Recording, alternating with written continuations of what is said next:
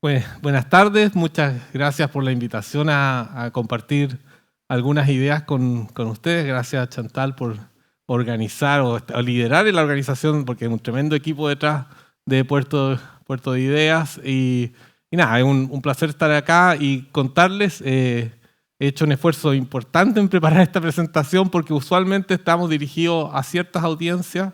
Nos toca como científicos, como académicos, muchas veces presentar a colaboradores, pero son pocas las veces que nos toca presentar a un público amplio, ¿ya? Entonces, hay varios guiños a distintas cosas que nos están afectando como sociedad que quiero que compartamos y si ando bien con los tiempos, tengamos un espacio de conversación también, porque yo creo que eso es lo más interesante, las preguntas que puedan surgir de ustedes. Bueno, yo soy profesor de la Facultad de Ciencias Forestales de la Universidad de Concepción y en este momento además soy director del Instituto de Ecología y Biodiversidad. Bueno, ¿qué les voy a contar hoy día? Básicamente lo que quiero hacer hoy es hablarles de qué es la biodiversidad, conceptos bastante básicos, pero quizás, como lo comentaba con otros colegas, a veces partimos de la base que todos saben qué es la biodiversidad y por qué es importante. Entonces la idea mía va a ser dar algunos de estos lineamientos básicos para que estemos en el mismo pie. Luego vamos a irnos hacia lo que son las amenazas a la biodiversidad, por decirlo así, la parte negativa de la charla, la parte triste. Usualmente reconozco que yo soy un experto en amenaza a la biodiversidad, entonces a veces mi charla es 90% parte triste, ¿ya? Pero hoy día lo voy a tratar de hacer solamente un 30 o un 40% y el resto para ser más optimista, ¿ya? Y el optimismo viene con este nuevo trato con la naturaleza y las soluciones para la biodiversidad, ¿ya? Ese optimismo no solamente surge de la evidencia, sino que también surge, estábamos hoy día en la mañana en una charla bien interesante de cómo sociedad, ¿no es cierto?, esto de cómo tenemos que pensar como comunidad desde el punto de vista de una filósofa, ¿no es cierto? Y eso de alguna forma también nos hace pensar, o sea, si nos quedamos con un mensaje pesimista todo el tiempo, no vamos a llegar a ningún lado, ¿no? Entonces tenemos que buscar soluciones. Bueno, nos enfrentamos, sí, a una crisis planetaria sin precedentes, eso es evidente. Ya lo vemos todo, cosa de encender la televisión, pero bueno, hay un tema de percepción y un tema de realidad. No voy a entrar en todo el detalle de los indicadores porque podría aburrirlo aquí con cifras, con indicadores, con porcentaje, etc. Pero lo que sí quiero hacer énfasis en esta idea de que son varios factores que están interactuando y que están afectando no solo a la naturaleza, sino por rebote, digamos, por consecuencia obvia al ser humano, ¿ya? Y se van a ir fijando que voy a tratar de hacer el máximo link entre naturaleza y ser humano, cosa que hace 30 años atrás, ¿no es cierto?, cuando me tocaba estudiar acá en la misma universidad y todo, no era tan clara esa relación, recién estábamos empezando a entender esa relación, pero ahora es claramente evidente, ¿ya? ¿Qué es la triple crisis planetaria? Se refiere a los tres principales problemas: cambio climático, contaminación y pérdida de la biodiversidad. Claramente estas tres crisis están interligadas, es imposible pensar una fuera de la otra, ¿ya? Y la ministra estuvo ayer acá, le comenté que íbamos a tener hasta su foto. Lo importante es que esto ha tenido una llegada y que hace mucho sentido a la sociedad, por algo la ministra lo está enfatizando tanto, ¿no? Porque tiene un sentido cuando tú hablas de esta crisis e inmediatamente hablas de los instrumentos para solucionar la crisis, ¿ya? Y en ese sentido creo que ha sido muy inteligente esta manera de mirarlo aquí en Chile. Estamos hablando, por ejemplo, crisis de cambio climático, ley marco de cambio climático. Crisis de biodiversidad, creación del servicio de biodiversidad y áreas protegidas, ¿no es cierto? Crisis de la contaminación, la ley, digamos, de todo asociado al reciclaje, ¿ya? Y a la economía circular. O sea, yo creo que en ese sentido estamos en la dirección correcta, ¿ya? Pero veamos qué tan grave es esta situación, ¿ya? Lo primero es la biodiversidad. No sé qué tan conocido están estos temas para la audiencia, pero básicamente la biodiversidad es la base de la vida, ¿ya? Es la base y el resultado de la vida. O sea, si hay vida, surge, esto es un ciclo continuo, va a surgir la diversidad simplemente por evolución, ¿ya? La evolución va a ser generar distintos tipos de biodiversidad, va a generar distintos tipos de adaptaciones al mundo, al medio donde las especies se desarrollan, ¿ya? Básicamente esta adaptación no es dirigida, sino que va muchas veces por el azar y luego por la selección. Y es a la vez la base de la vida, porque hay una intrincada, ¿no es cierto?, red de relaciones que hace que la biodiversidad actual se pueda mantener, ¿ya? Estas relaciones no son estáticas, son muy dinámicas. Y también ahí hay un primer principio que tenemos que romper, porque siempre se hablaba que la biodiversidad estaba en equilibrio. En las últimas décadas se ha visto que no es un equilibrio real, sino que le llamamos el no equilibrio. Es decir, es básicamente una dinámica donde distintos factores van interaccionando y generando distintos estados. La biodiversidad tiene que ir adaptándose a esto, ¿ya? Así que no es estático, no es un museo. La biodiversidad no es un museo, no es una colección de un museo. ¿Ya? Una cosa importante. Pero la biodiversidad, además, y esto es lo que tenemos claro, es la base de nuestra calidad de vida, ¿ya? Y de nuestro desarrollo humano. Y eso cuesta un poco que lo entiendan tanto los políticos, las personas de a pie. Todo nos cuesta entender esto porque usualmente se nos dice que el bienestar humano depende del capital económico y del capital humano. Y que los recursos naturales de alguna forma se van a ir adaptando a nuestros requerimientos, ¿ya? Es como contrario a lo que realmente desde la ecología estamos viendo, que si no tenemos biodiversidad, no tenemos bienestar humano, ¿ya? Es al revés la ecuación, ¿no? Entonces el desarrollo sustentable fuerte implica que tomemos toda esta biodiversidad, la mantengamos y con eso tengamos una sociedad sana y por lo tanto una economía también sana. Es de alguna forma una buena discusión con los economistas respecto al orden de las causas, ¿no? Y vemos ejemplos bien concretos como los servicios de abastecimiento, los servicios de regulación, servicios culturales. Estos son los que usualmente se denominan servicio ecosistémico o contribuciones de la naturaleza a las personas, que es el nuevo nombre, ¿ya? Pero básicamente es lo que la naturaleza nos está brindando. Y hay ejemplos muy grandes, y ahora voy a tratar de ser bien ilustrativo en algunas cosas, de alguna manera simple, pero lo que comemos, o sea, evidentemente sin biodiversidad no tenemos esta variedad de cosas que hay en nuestras mesas. Ahora, hay que reconocer que todavía aún así creo que comemos como alrededor de 80 especies, más o menos de plantas, por ejemplo. Podríamos comer muchas más especies, las más abundantes. Casi hay, por ejemplo, hay 3 cereales que comemos todos, ¿no? El arroz, el trigo, el maíz. Es casi todo eso, es la parte más importante de nuestra dieta. O sea, igual como seres humanos, no estamos utilizando todo el potencial de la biodiversidad. Ahí hay un tema que tenemos que manejar. Pero sí, evidentemente, sabemos que de ahí no solo viene nutrición, vienen también nuestras soluciones a las enfermedades, una dieta más sana, etc. ¿Ya? Y esto lo han visto los economistas, algunos más disidentes de los economistas, como Dasgupta aquí, el doctor Dasgupta, que vio esta idea, incluso vino a Chile, fue invitado, ¿no es cierto?, a hablar un poco ahí durante la pandemia, ¿no? Y me llamó mucha atención porque incluso el Mercurio aquí, ¿no es cierto?, dice economía, biodiversidad, medio ambiente, y dice el desgaste que la humanidad infiere a la biosfera requiere de inversión, tanto para ser disminuido como para reparar el daño que aún así subsista.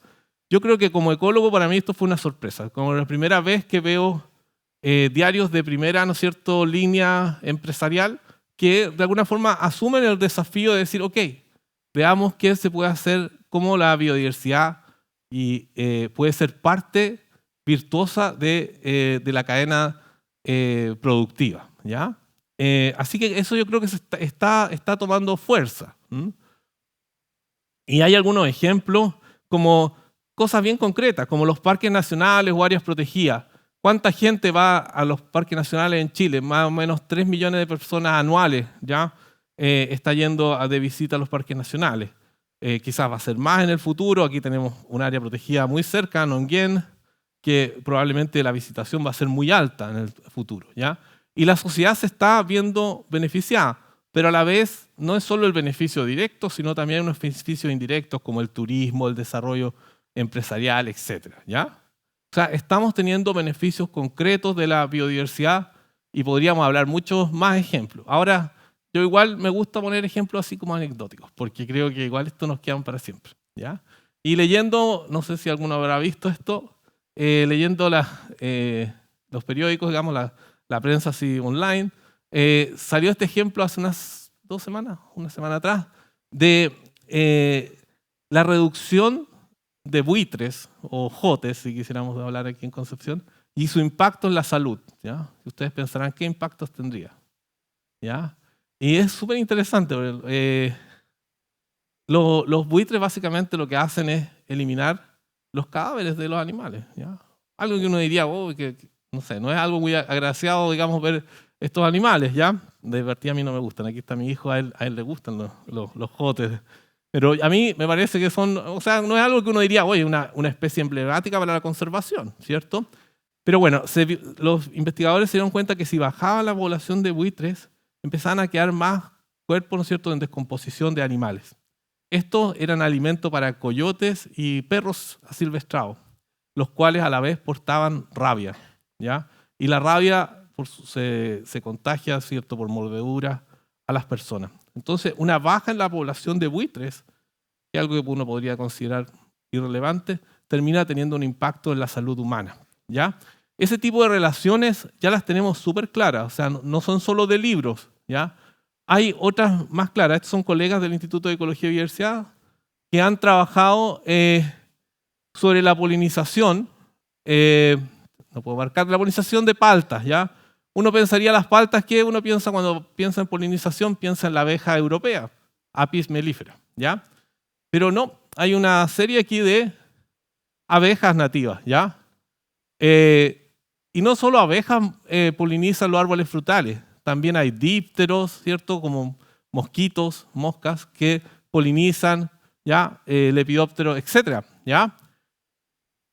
Y uno diría, bueno, ¿cuál es la relación para la productividad del país? Bueno, si no, no tenemos paltas, ¿ya? Y uno todo esto lo podría decir como una hipótesis. Pero ¿qué descubrieron los colegas? Datos duros, digamos, en que si está la abeja, es la estrella, esta es la abeja europea. Sí, es cierto, esa es la que más poliniza, ¿ya? Estas son las otras especies, en términos sencillos. Pero si tenemos también, sacamos la abeja, solo en lugares donde no está la abeja, hay muchas especies distintas de polinizadores, ¿ya?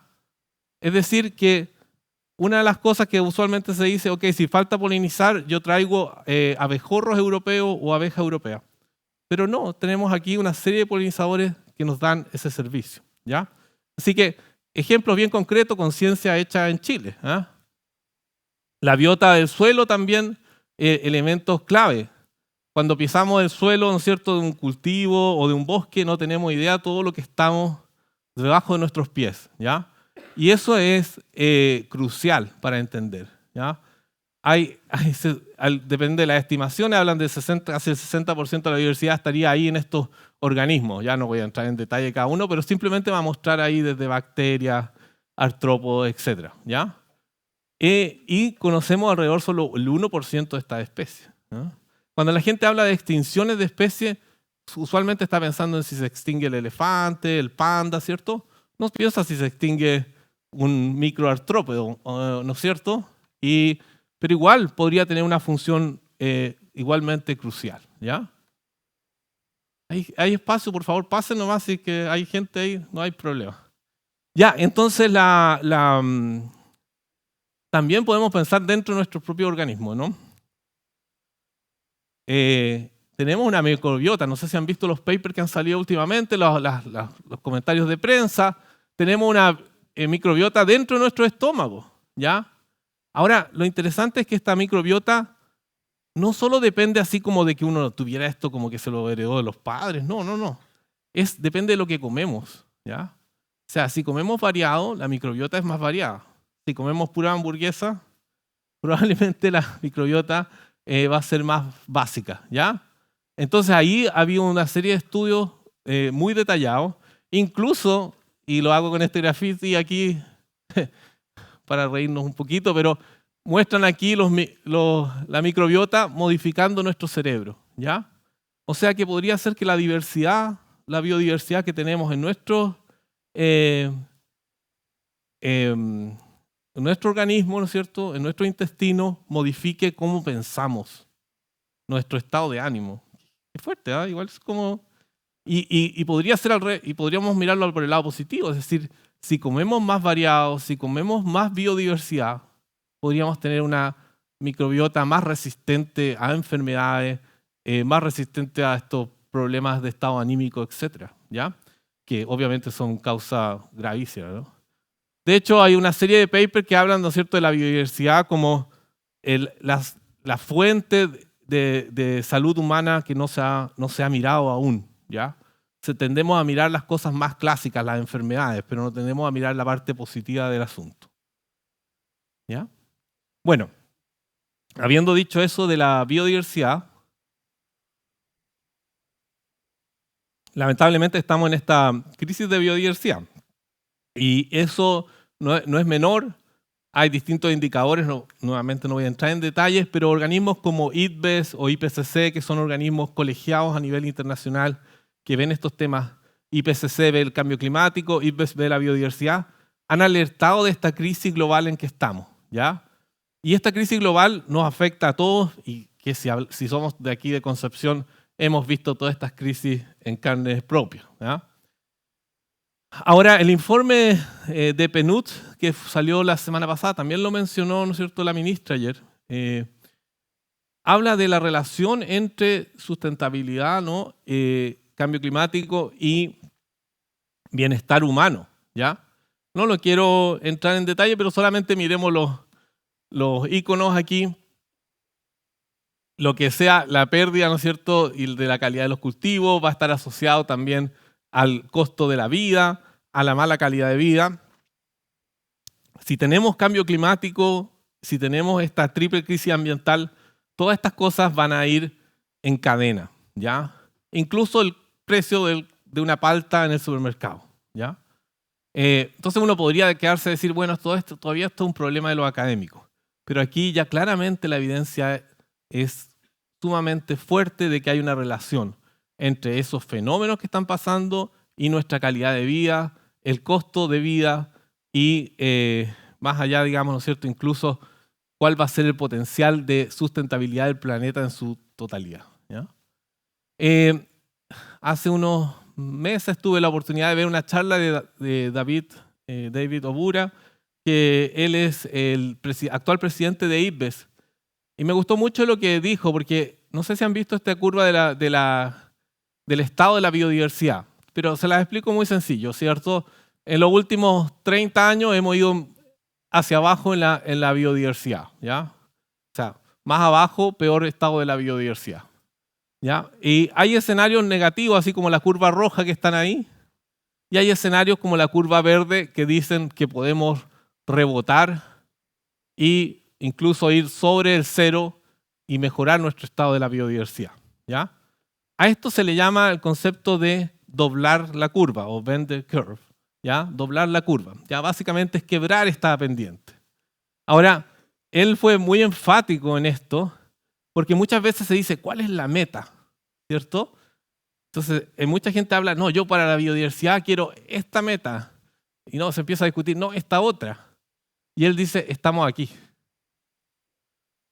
Es decir, ni siquiera vale la pena mucho hablar cuánto mejor vamos a estar, sino que estamos aquí. Realmente lo primero que tenemos que hacer es dejar de caer, ¿ya?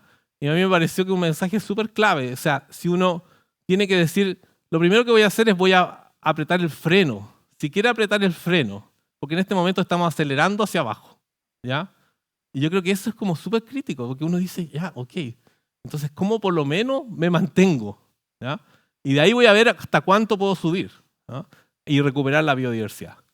Y él hace una asociación muy directa a otros conceptos que yo creo que van a resonar bien en ustedes, que son la justicia ambiental, la equidad, todo el tema social, ¿ya?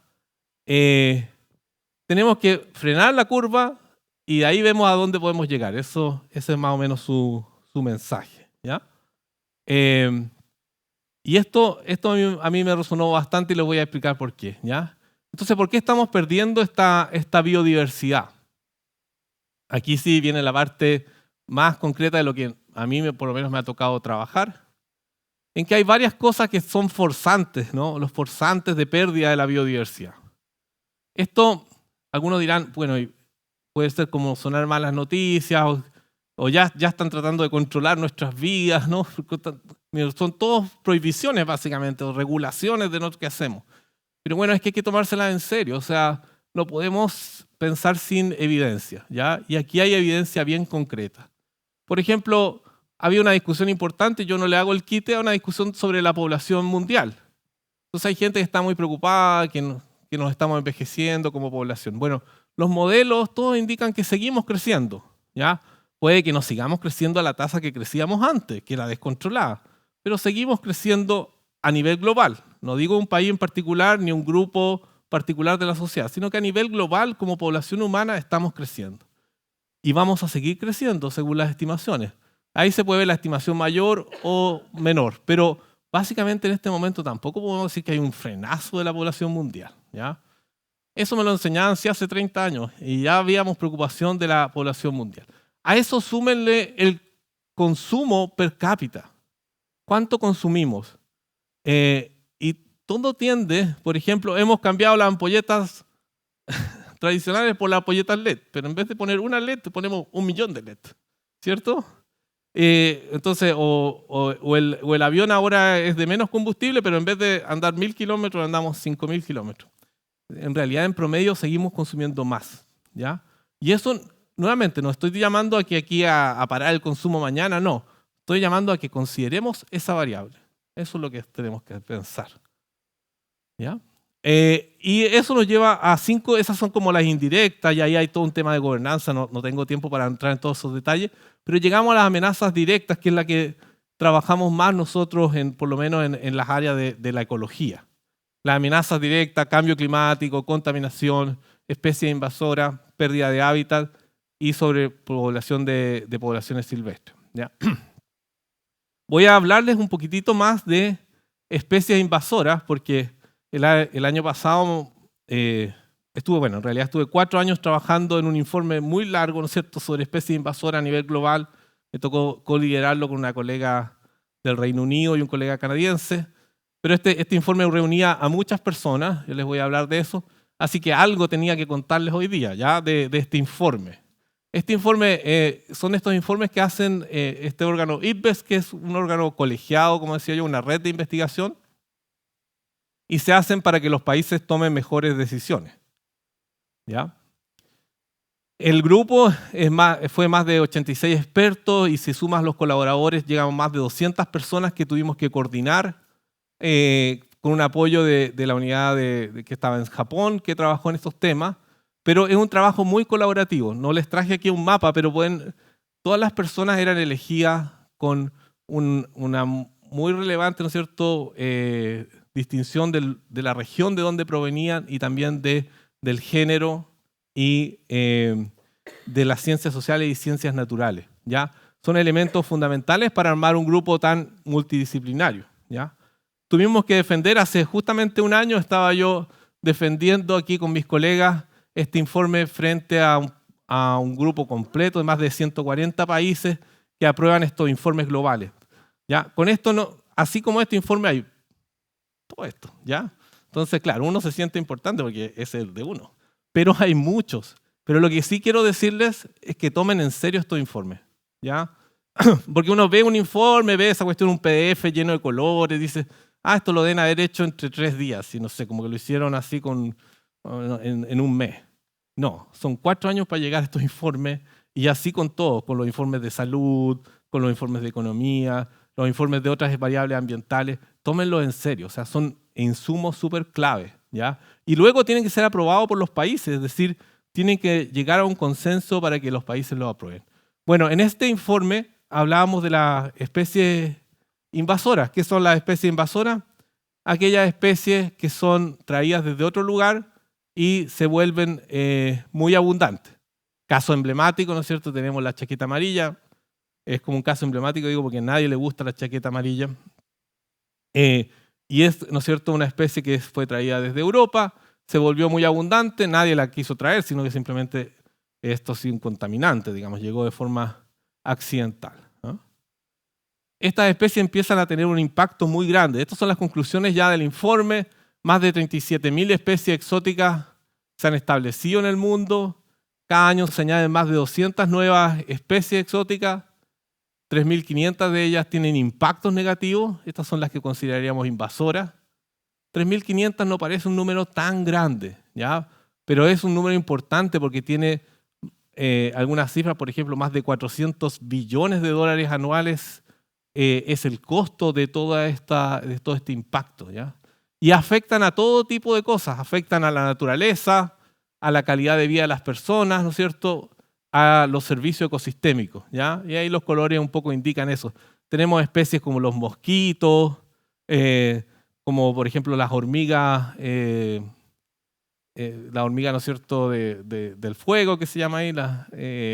Hay una serie de especies que son altamente invasoras, como decía ya, los mosquitos, especies acuáticas como las carpas, ¿ya? Entonces, hay muchas de estas especies que tienen un impacto importante, no solo en la naturaleza, sino en las personas, ¿ya?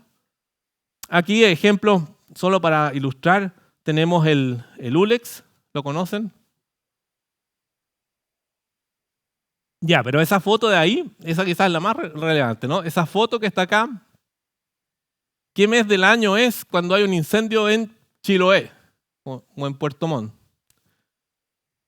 Octubre. Octubre. ¿Cómo puede haber un incendio en octubre en ecosistemas templados? Es decir, que está lloviendo prácticamente. Ya hay ecosistemas que se están quemando, ¿ya? Entonces, eso significa que tenemos especies que realmente están afectando la dinámica del fuego, ¿ya? No es solamente que había un combustible ahí que, claro, era febrero, ya estaba seco y se quemó. No, aquí el combustible puede arder incluso con humedad, ¿ya? Entonces tenemos especies que cambian bastante en los ecosistemas. Ya, como amenazas les quiero hablar de otras cosas, no solo de especies invasoras, porque eso significaría una charla completa. Otras amenazas que tenemos es el uso directo de los recursos, y lo vimos fuertemente con el tema del COVID. Esto, por ejemplo, grafica lo que es la carne, el bushmeat o la carne del bosque, ¿no? Que la gente vive mucho cazando y comiendo carne que crece, digamos que se reproduce en forma natural, ¿ya? Y esto trae consigo una serie de posibilidades de derrame, ¿no es cierto?, spillover desde la población natural hacia los humanos, y ahora estamos con la viruela del mono, por ejemplo. Son especies, organismos que de alguna forma, si aumentamos esto, también destruimos la naturaleza y también aumentamos el riesgo de la llegada de estas pandemias. Hay una aproximación, solamente dejarle las palabras y clave en la imagen de One Health, o una salud global, que ayuda a entender mejor cómo manejar estos problemas. Otros temas importantes, el cambio de uso del suelo. Podría hablar de ejemplos de Chile también, pero este ha sido bien emblemático. Todos queremos comer golosinas. Las golosinas se hacen con aceite de palma, y el aceite de palma viene de plantaciones monocultivos. La gente se queja mucho, ¿no es cierto?, de las plantaciones de pino, eucalipto, pero aquí tenemos, ¿no es cierto?, un impacto directo también, en este caso sí, de una especie que se come y que finalmente termina lamentablemente con la destrucción del hábitat para los orangutanes, ¿ya? Es del libro el ejemplo, en el sentido que es súper claro, pero lo podemos ver nosotros también con otras especies, la soya, por ejemplo, en Argentina, Brasil, y suma y sigue. Lo vemos con las paltas, hacer del otro lado de la palta, ¿no? Por un lado vimos que la palta podría ser incluso hábitat de especies nativas, pero miren ustedes este tipo de plantaciones de palto. Alguien diría, bueno, es que esa vegetación no es muy relevante porque no es un bosque. Claro, es lo que nosotros denominamos el matorral esclerófilo, ¿ah?, cactus, ¿ya? Pero son especies nativas que tienen una serie de organismos y que son reemplazados por palta. Y algunas veces estos cultivos fallan y sus terrenos son abandonados, ¿ya? Ni siquiera nos dan alimento. O sea, hemos destruido un ecosistema para no dejar nada. O sea, ahí hay que tener bastante cuidado, ¿no? Ya les comentaba, ¿no es cierto?, el efecto de las especies invasoras, pero aquí les quiero comentar la sinergia de cambio climático y especies invasoras. Tocar un punto así medio polémico.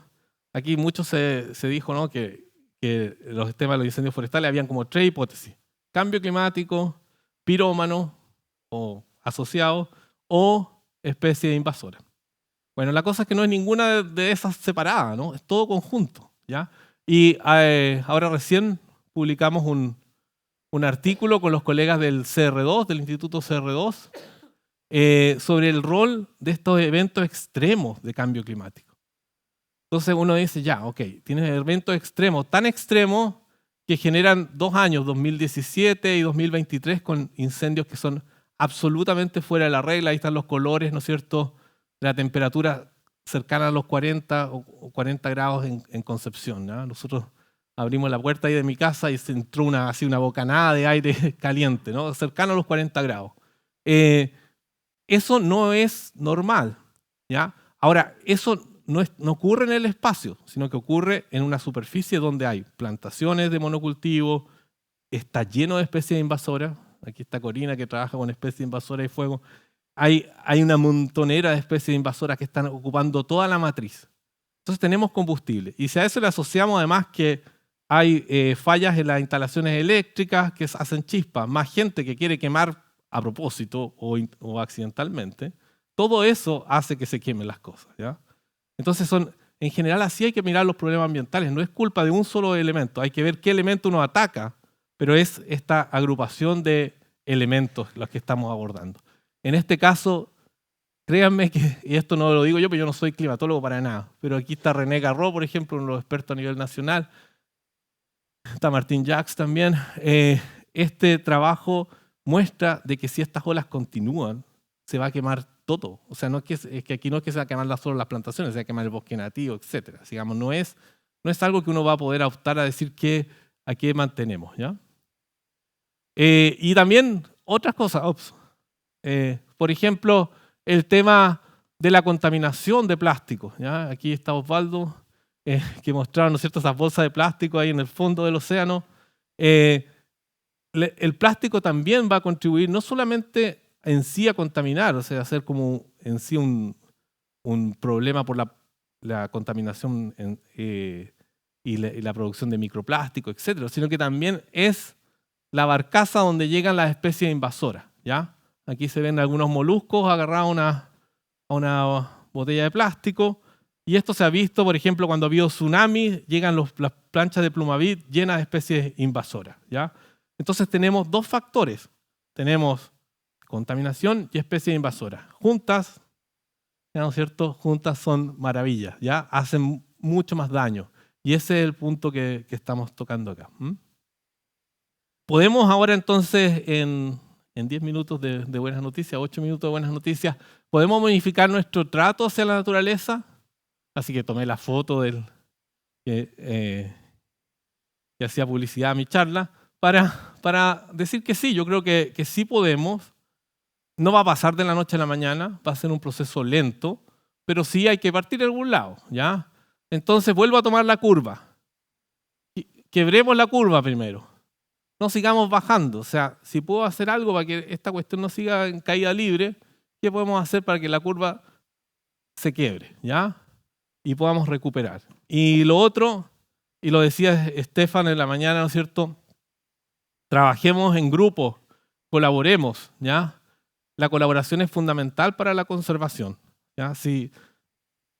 Y aquí no hablo solo de colaboración entre personas, hablo también de colaboración institucional, que es claramente una debilidad de todos los países, no solo de Chile.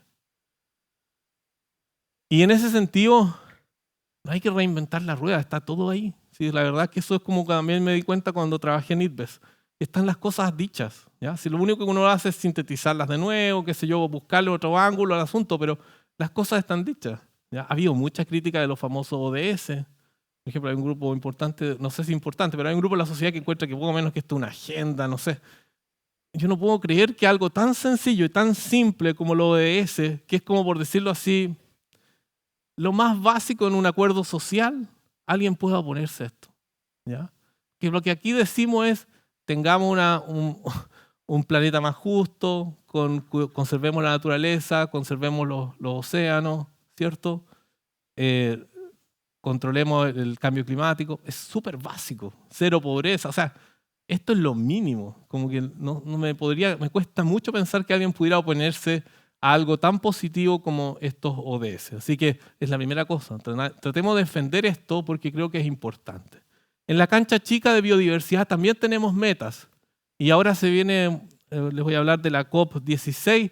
Vamos a hablar de metas más específicas para biodiversidad. Teníamos las metas Aichi y ahora tenemos las metas Kunming-Montreal. Son 23 metas para el 2030. Es ambicioso, ¿cierto? Van en 3 líneas. Reducir amenazas, cubrir las necesidades de la gente y mejorar la implementación de la conservación. Nuevamente, súper sencillo. Como les decía, yo me dedico a esta parte de las amenazas, ¿ya? Entonces, no es aquí también nuevamente, no es nada del otro mundo. Es algo sencillo, pero que requiere voluntad política, ¿ya? Y hoy solamente para mostrarles un ejemplo, una meta muy sencilla es la meta 30-30. Hasta es fácil recordarse porque se quiere conservar el 30% del país para el año 2030, ¿ya? Eso significa ampliar las áreas protegidas.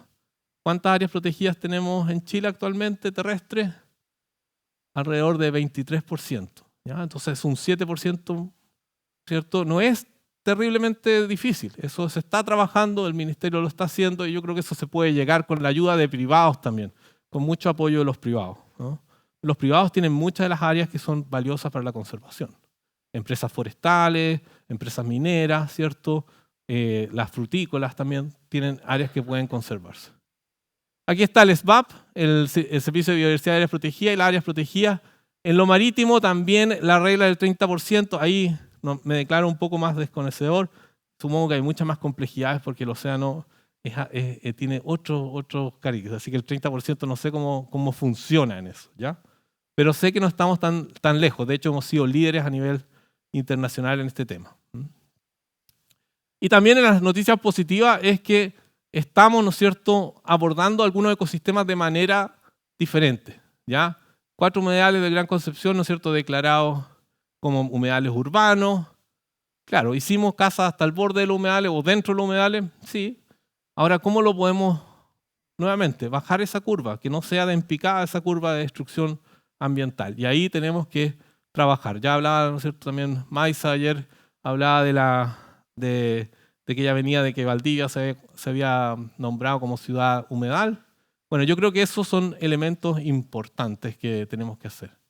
Acá nosotros tenemos también una iniciativa local, el Campus Naturaleza, por ejemplo, que uno va haciendo cambios a nivel local que van teniendo impacto. ¿Ya? Esta es una iniciativa liderada por el colega Cristian Echeverría, con el apoyo, por supuesto, de toda la universidad, de rectoría. ¿Ya? Pero es una cosa interesante, es decir, tengo predios que están en zonas urbanas y ahora yo digo, ya saben que no más urbanización, aquí los voy a dedicar a conservación. Es un esfuerzo porque obviamente significa patrimonio, etcétera, pero también significa una oportunidad, ¿no? Hay muchas posibilidades. Entonces yo por eso les digo, no es que haya que inventar la rueda de nuevo. Hay maneras, uno va y hay maneras de restaurar, por ejemplo, áreas desertificadas, buscar soluciones basadas en la naturaleza. Hay toda una disciplina ahora en el instituto, estamos trabajando bastante con empresas en colaborarles a que ellos desarrollen sus propias políticas de soluciones basadas en la naturaleza, sus propias políticas de biodiversidad, ¿ya? Así que hay opciones de ver instrumentos que funcionen, pero no todas las soluciones basadas en la naturaleza funcionan. También tenemos que ir testeando lo que funciona y lo que no funciona, ¿ya? Hay buenas políticas públicas, por ejemplo, el tema de los plásticos en Chile todavía nos falta mucho, ¿ya? Pero comparado, si ustedes viajan a Estados Unidos, estamos mucho mejor que Estados Unidos, ¿ya? Entonces, un país chico como Chile está mejor que un país súper desarrollado. Entonces, creo que tenemos también que confiar que podemos hacer cambios, ¿no? No todo es, en este caso, malas noticias. Y podemos ordenar también el territorio a nivel local de manera mucho más inteligente, ¿ya? Y aquí solamente ir terminando con algunas ideas, ¿no? Por ejemplo, esto es un trabajo liderado por una postdoc de nuestro instituto, Mónica Ortiz, que trabajó con explorar con distintos actores, entrevistó a distintas personas respecto a la posibilidad de paisajes multifuncionales, ¿ya? ¿Es posible en un paisaje forestal tener, por ejemplo, producción de alimentos? ¿Ya? Y la respuesta es que sí, pero para eso se requieren incentivos de largo plazo. Es decir, la empresa forestal está dispuesta a dejar que la gente ingrese y que, digamos, recolecte ciertos elementos. También está dispuesto a que se utilicen ciertas prácticas. La gente quiere participar en esto, pero si solamente le dejamos esto a las personas sin incentivos de largo plazo, se cae todo. ¿Ya? Estefan más o menos dio alguna cosa parecida respecto al tema costero, ¿ya? Pero ¿hay posibilidad de hacer estos paisajes multifuncionales? Sí. ¿Y quién no querría un paisaje más heterogéneo, más diverso en nuestra propia región, ¿no es cierto? Y yo creo que con esto sería un win-win para todos los comprometidos, ¿no? Hay muchas iniciativas que están funcionando. Salió un paper recién que lo discutimos en clase la semana pasada, de los impactos positivos de la acción de conservación, ¿ya? Y lo que más me llamó la atención de eso es que, claro, el problema es que la mayoría de los estudios vienen del mundo desarrollado. Sí, eso es lamentable, que lamentablemente en términos comparativos la ciencia que hacemos en el hemisferio sur o en el sur global es todavía pobre, ¿ya? Pero hay muchas cosas que están haciendo impactos positivos, ¿ya? Y quizás que la conservación funciona, ¿ya? Hay esperanza. Y una de las cosas que mostraban ahí que más funcionaba era el control de especies invasoras, ¿ah? Por ejemplo, como medida relativamente sencilla de conservación, ¿ya? Y lo otro que está muy fuerte en la literatura es que la conservación funciona, con esto ya voy terminando, funciona cuando hay involucramiento de las comunidades locales, ¿ya? Eso es crucial, que la gente esté involucrada en las soluciones. Diálogo, diálogo, diálogo, ¿ya? Si no hay involucramiento de las comunidades locales, realmente estas cosas se van a caer. Tarde o temprano se van a caer. ¿Puede hacer cambios personales? Sí, yo creo que sí se puede hacer. Nadie dice que no tenemos que hacer todas estas cosas que nos dicen, ¿no? Desde cortar el agua cuando nos lavamos los dientes hasta reciclar. Todo eso está súper bien. Pero yo creo que tenemos que presionar acá. Tenemos que ir a votar. Y no importa la derecha o la izquierda, pero sí importa en este caso esquemas de sustentabilidad. Y eso yo creo que tenemos que hacer más. Estamos haciendo poco, se pierde, ahora la agenda de seguridad se toma todo y nos estamos quedando. Tenemos que acercarnos a la naturaleza. Aprovecho de publicitar mi libro, que ya tiene sus años, pero que si a alguien le interesa, es una buena lectura como va a pensar en estos temas. Nosotros llevamos a los estudiantes de las carreras de ingeniería en conservación, de la ingeniería forestal, los llevamos a terrenos y los ponemos en contacto con la naturaleza. Es la manera más directa, y muchos de los que están hoy día en la charla seguramente así llegaron a esta charla, porque tuvieron contacto con la naturaleza. Eso es clave, desde niños, ¿no? Pre-kinder, antes, desde guagua, ¿ah? Tener contacto con la naturaleza, eso ayuda mucho al apego con la naturaleza, ¿ya? Y ahí se unen las ciencias sociales también en esos temas, ¿no? Tenemos un nuevo trato, sí es posible, se puede restaurar la naturaleza. Tenemos que entender que hay límites para un planeta, reconocer que hay nuestras realidades locales. Insisto en el contexto de dependencia, lo que hablaba Estefan también en la charla de Costera. Hay contexto de dependencia. No hay una receta que funcione para todo el planeta. Tienen que haber soluciones que se apliquen en esos ecosistemas y en esos lugares, en esas comunidades, ¿no? Y podemos dar vuelta a la curva, ojalá, y hay que trabajar para eso. Les decía yo que está la oportunidad de la COP16, ya va a ser en un mes y medio más en Colombia, y hay que presionar un poco porque va a haber un ambiente también a nivel nacional en que nos vamos a empezar a mover en estos temas. Yo creo que es súper importante que trabajemos en eso. Entonces, es realismo con optimismo, o sea, realismo en el sentido que las cosas no están bien, pero hay que tener optimismo, ¿cierto? En una crisis tenemos que tener sentido de la emergencia, pero mantener el optimismo. Así que con eso quedo abierto a sus preguntas. Muchas gracias.